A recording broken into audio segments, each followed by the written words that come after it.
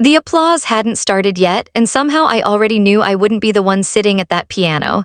That was the strangest part because the contest hadn't even begun. I stood behind the curtain at the Grand Lakes Music Conservatory watching the other contestants warm up beside one of the most beautiful Steinway grands I had ever seen. A volunteer handed out number cards and mine read 23. I folded it and slipped it into my pocket. For 6 years, that small piece of paper had been my entire world. 6 years of waking before sunrise. 6 years of practicing until my fingertips split open. 6 years of missed birthdays and sleepovers because Beethoven never cared how tired I was. People imagine talent as something glamorous. It isn't. Real talent looks like lonely mornings and aching hands.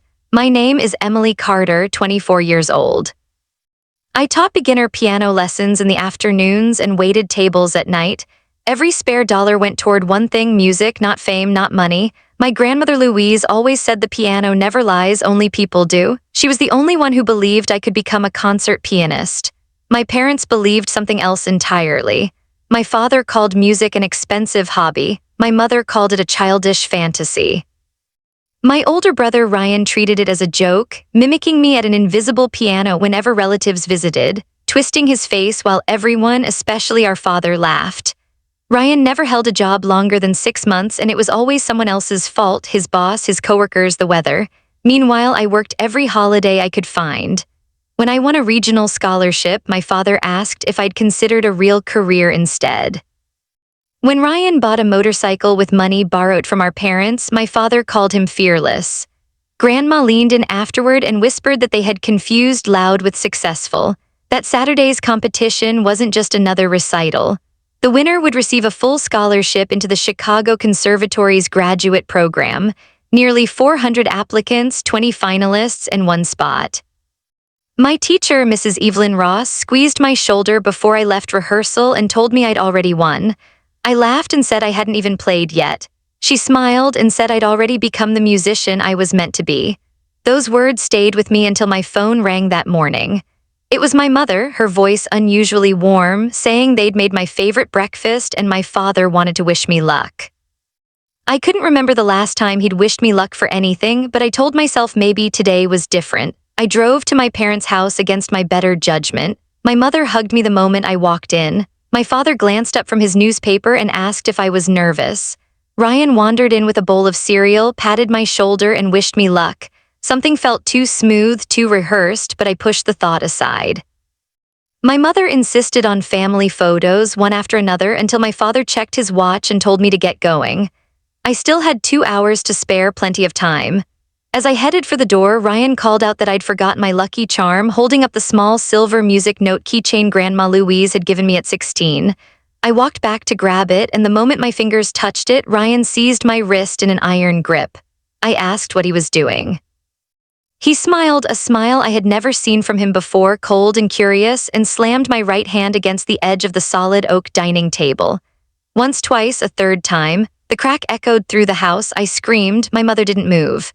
My father lowered his newspaper, looked at my swollen hand, and laughed. "Nobody cares about your dream," he said. My mother agreed that I was wasting everyone's time. My fingers were already purple and crooked, and I couldn't curl them. My father smirked and said at least now I wouldn't embarrass myself.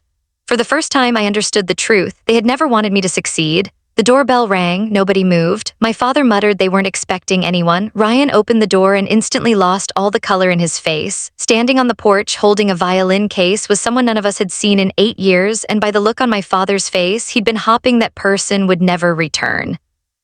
The visitor knocked again, 3 slow, deliberate knocks. My father rose from his chair, his smugness gone. "What are you doing here?" he demanded. The man looked to be in his late 60s, dark wool coat, silver hair, a weathered violin case in one hand and a leather folder under the other arm. He smiled when he saw me, then his eyes dropped to my hand and the smile vanished. "What happened?" he asked. Before I could answer, my father stepped between us, insisting I was fine.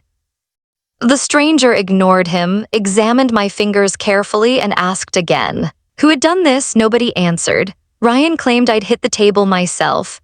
The man turned to him and said quietly, "No, she didn't." He lifted my hand with practiced gentleness and whispered a single word, "crushed." I asked how he could know that. He said he'd seen this exact injury before, then looked at my father and asked if he remembered a man named Daniel Brooks. My father's face went white. Ryan looked lost, my mother looked terrified, and I had never heard that name in my life. The man introduced himself as Victor Hale, the judge who had scored my regional competition 6 years earlier. I remembered him instantly, the only judge who had personally shaken every contestant's hand. He asked why I wasn't in Chicago preparing to audition.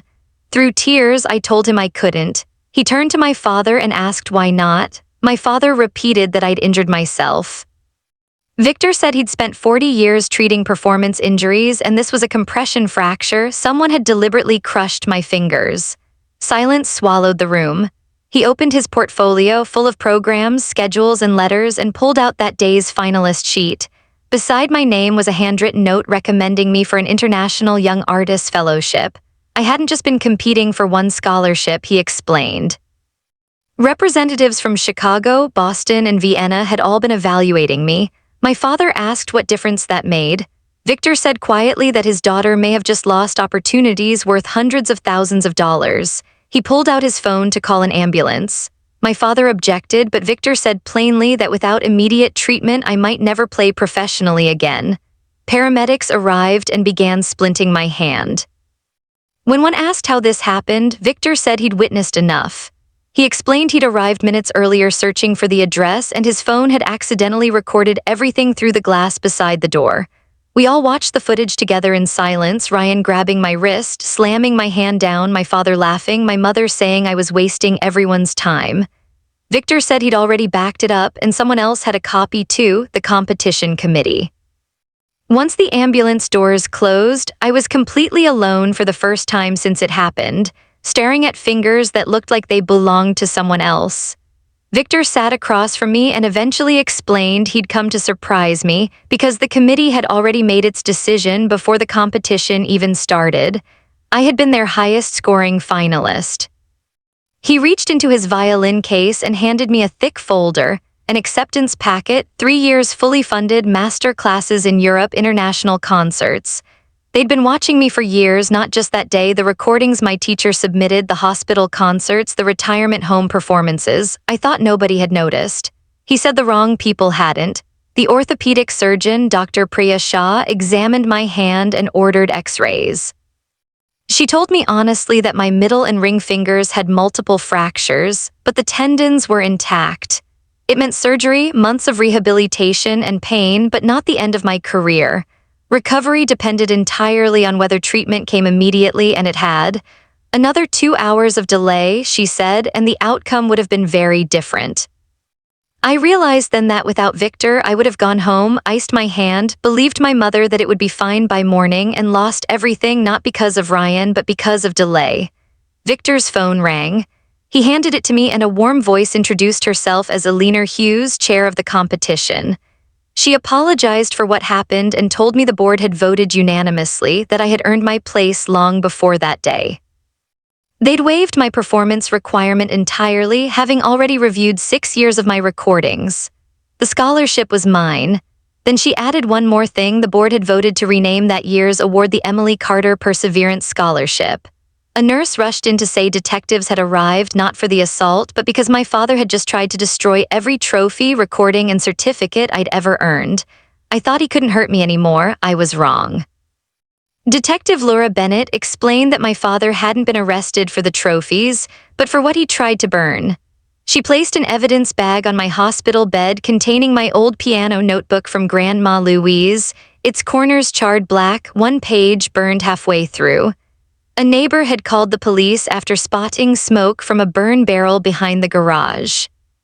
Inside another folder were shredded competition invitations, scholarship offers, and recommendation letters, 14 of them dating back 5 years, every one addressed to me, every one I had never seen.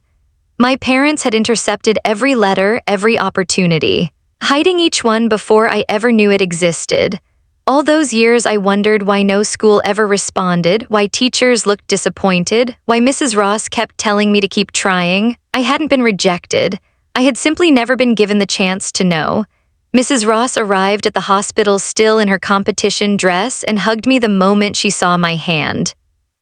She admitted she'd suspected for years that someone was intercepting my mail, So she'd stopped sending recommendations and started keeping copies instead, waiting for the day she could hand them to me herself. I held on to her and we both cried. The months that followed blurred together, surgery into therapy, therapy into practice, practice slowly becoming music again. My fingers never moved quite the way they used to. Dr. Shaw warned me there would always be some stiffness, and she was right, so I adapted, changing my fingerings, my technique, my repertoire instead of fighting what I'd lost. 1 year later, I walked onto the stage of the Chicago Conservatory, not for a competition this time, but for my own debut recital. The audience stood the moment I appeared, not out of pity, but because they already knew the story. Victor sat in the front row beside Mrs. Ross, with Dr. Shaw, Detective Bennett, and even the paramedics who had treated me that day. One seat remained empty, reserved for Grandma Louise, her old metronome resting on it, the same one she used to set beside my piano every afternoon after school. I sat down, rested my hand on the keys, felt the scars tighten and then relax, and smiled. For years I believed music lived only in perfect hands. I was wrong. Music lives in people who refuse to let broken hands silence them. The first note rang out, then another, and by the final movement I wasn't thinking about my father or Ryan or everything they'd tried to take. I was thinking only about everything they had failed to destroy. When the last chord faded, the audience rose and stayed standing for nearly 10 minutes. Victor wiped away tears. Mrs. Ross couldn't stop smiling. As I bowed, I looked down at my scarred hand one final time. It had never become perfect again, but neither had I.